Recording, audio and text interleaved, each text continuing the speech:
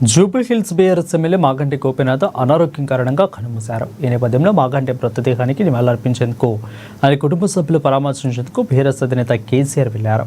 ఈ సందర్భంగా కేసీఆర్ భావోద్వేగానికి లోనయ్యారు. మాగంటి భౌతికాయం వద్ద పుష్పగుచ్చం ఉంచి నివాళులర్పించారు. ఈ క్రమంలో కేసీఆర్ భావోద్వేగానికి గురైన పెద్దయిన కన్నీరు పెట్టుకున్నారు. ఇక మాగంటి మృతదేహాన్ని చూసి ఆవేదన వ్యక్తం చేశారు. అనంతరం మాగంటి కుటుంబ సభ్యులను పరామర్శించారు.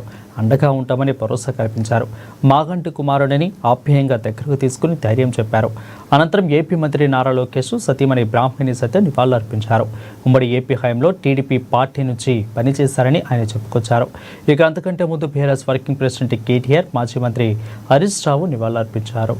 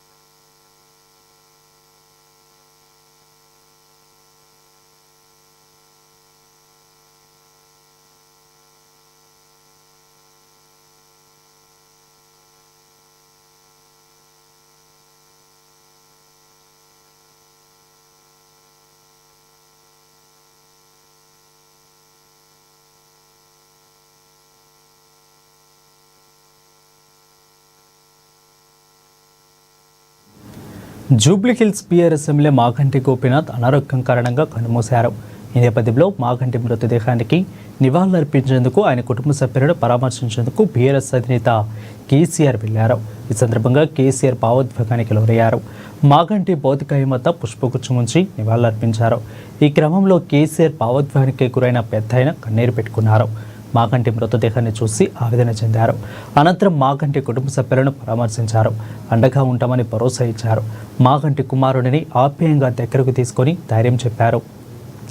అనంతరం ఏపీ మంత్రి నారా లోకేష్ సతీమణి బ్రాహ్మణి సైతం నివాళులర్పించారు. మరి ఏపీ హయాంలో టీడీపీ పార్టీ నుంచి పనిచేస్తారని ఆయన చెప్పుకొచ్చారు. ఇక అంతకంటే ముందు బీఆర్ఎస్ వర్కింగ్ ప్రెసిడెంట్ కేటీఆర్, మాజీ మంత్రి హరీష్ రావు నివాళులర్పించారు.